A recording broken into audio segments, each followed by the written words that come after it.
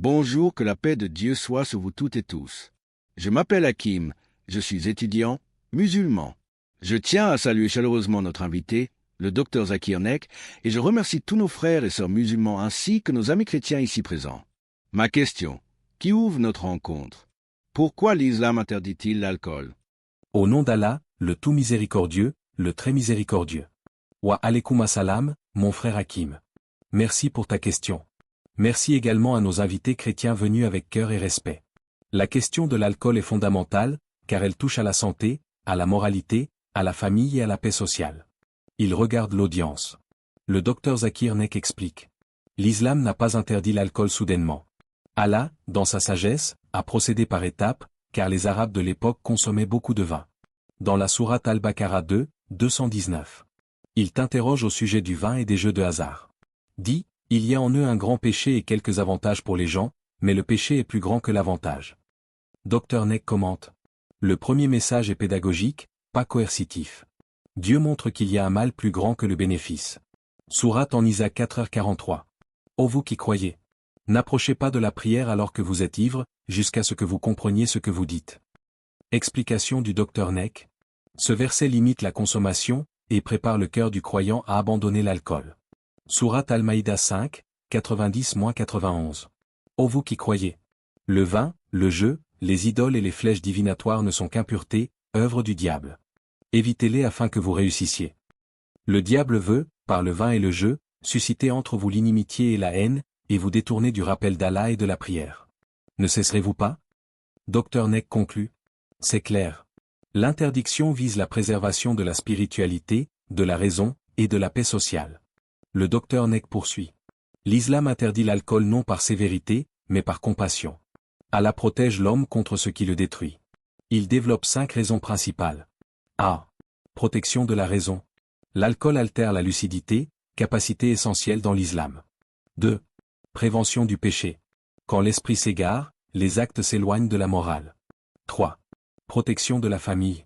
Violence, divorce, négligence, dépendance. 4. Protection de la société. Accidents, agressions, pauvreté, crimes. 5. Protection de la relation avec Dieu. L'alcool éloigne de la prière et du dhikr. Dr Naik regarde le public chrétien. Beaucoup de chrétiens dans l'histoire ont également condamné l'alcool. Dans la Bible, nous trouvons « Le vin est moqueur, la boisson forte est tumultueuse. Quiconque en fait excès n'est pas sage. » Proverbe 20h1. Il conclut « Je ne suis pas ici pour dire que nous avons raison et que les autres ont tort. Je veux simplement montrer que nos religions se soucient toutes deux de protéger la dignité humaine. La consommation d'alcool agit d'abord sur l'esprit humain, et c'est là que réside une sagesse profonde dans l'interdiction islamique. Lorsque l'intellect se trouble, la conscience morale s'affaiblit. Le prophète paix sur lui a dit dans un hadith authentique. L'alcool est la mère de tous les vices. Ce n'est pas seulement une boisson, c'est un portail vers d'autres fautes, car il libère impulsions, colère, et comportements irréfléchis. Si l'on observe la société moderne, beaucoup de drames sont liés à l'alcool, violence conjugale, accidents de la route, crimes passionnels. Même ceux qui défendent une consommation modérée reconnaissent que l'alcool peut mener à la dépendance. Et on ne sait jamais où commence la dépendance, comme l'enseignent les sciences modernes. Le Coran dit que Satan veut, par le vin, semer l'inimitié. Ce verset décrit la réalité sociale. Combien d'amitiés brisées, combien de foyers détruits après l'influence de l'ivresse? Ce que le livre révélait il y a 14 siècles, les psychiatres et sociologues le démontrent chaque jour dans leurs études. La première raison, donc, est la protection de l'intellect à l'actuel. L'esprit humain est un dépôt sacré placé entre nos mains, responsable de notre guidance morale. L'islam veut préserver cet instrument, parce que sans lucidité il n'y a ni foi, ni responsabilité, ni justice. Ensuite vient la dimension corporelle. Le corps est un don divin que l'homme n'a pas le droit de dégrader volontairement. L'alcool détruit lentement le foie, affaiblit le cœur, trouble le système nerveux, et conduit parfois à des maladies incurables. Ce n'est pas une vision spirituelle abstraite, c'est une réalité tangible que la science médicale confirme. Lorsque l'islam dit « Ne consommez pas ce qui vous nuit », ce n'est pas une interdiction arbitraire. C'est une protection. Allah dit « Ne vous jetez pas vous-même dans la perdition ». 2, 195. L'interdiction de l'alcool s'inscrit dans ce principe, se préserver soi-même, sa santé physique et mentale. Mais il y a un troisième axe, souvent ignoré, la dimension familiale. Un foyer où l'un des parents boit jusqu'à l'ivresse est un foyer instable. L'enfant observe, absorbe, et souffre intérieurement. L'alcool peut transformer l'amour en agressivité, la confiance en peur. Chaque année, dans de nombreux pays, des milliers d'enfants sont retirés à leurs parents parce que l'abus d'alcool rend ces derniers incapables. Alors si Dieu interdit l'alcool, ce n'est pas seulement pour protéger l'individu, mais pour protéger toute la structure familiale. Le prophète paix sur lui mettait en garde non sur une simple consommation excessive, mais sur toute quantité susceptible d'altérer le jugement. Tout ce qui enivre est interdit, et tout ce qui mène à l'ivresse est interdit même en petite quantité. C'est une vision préventive. L'islam ne veut pas seulement traiter la maladie, mais la prévenir. Une autre dimension apparaît dans la sourate Al-Maïda, l'alcool détourne de la prière et du rappel d'Allah. Ce n'est pas seulement une question de rituel, mais d'état intérieur. Si le cœur est embrouillé, si l'esprit est voilé, comment ressentir la présence de Dieu? Comment méditer? Comment s'élever spirituellement? Certains pourraient dire, mais pourquoi interdire totalement? Pourquoi ne pas permettre un contrôle? La réponse se trouve dans la nature humaine. Certaines choses ne peuvent être contrôlées aisément, et l'histoire de l'humanité montre combien l'alcool dépasse les intentions initiales même de ceux qui le consomment avec modération. Il suffit d'un moment de faiblesse, d'une tristesse, d'une colère. L'alcool devient alors refuge, puis habitude. Et une habitude devient dépendance.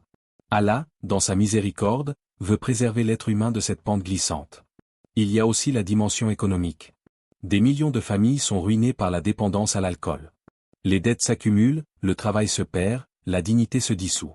L'islam prend en considération les conséquences économiques sur la communauté, car ce qui détruit l'individu finit par détruire la société. Remarquez que le Coran associe souvent alcool et jeu d'argent. Les deux partagent un point commun, une illusion de plaisir immédiat qui finit par mener au chaos intérieur et extérieur. Lorsque Dieu dit évitez-les afin que vous réussissiez, il ne parle pas seulement du salut religieux, mais d'une réussite humaine globale, familiale, mentale, économique, spirituelle. Dans les textes, l'interdiction n'est pas une privation, mais une protection. Un acte de compassion divine envers l'homme. Pour comprendre l'interdiction, il faut comprendre la philosophie islamique du bien-être. Le halal n'est pas seulement licite, c'est ce qui élève. Le haram n'est pas seulement interdit, c'est ce qui abaisse. L'être humain est créé avec dignité, et l'islam veut le préserver de ce qui l'a détruit. C'est là la sagesse. Je tiens à exprimer ma profonde gratitude. Merci, cher professeur, Dr Zakir Naik, d'avoir pris le temps d'écouter ma question, de m'avoir répondu avec patience et clarté, et d'avoir partagé avec nous votre compréhension des textes. Merci également au public, musulmans et chrétiens, qui ont montré un grand respect tout au long de cet échange. Que Allah te bénisse, cher professeur Dr Zakir Naik. Merci à toi, Hakim, pour ta question et pour ton attitude respectueuse. Merci à vous tous, chers frères et sœurs, amis musulmans et chrétiens, d'avoir assisté à ce dialogue. Nous espérons que ces échanges ont apporté réflexion, apaisement et compréhension.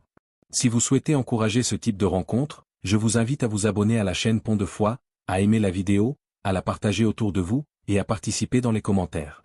Votre interaction aide à faire vivre le dialogue et à transmettre un message de paix.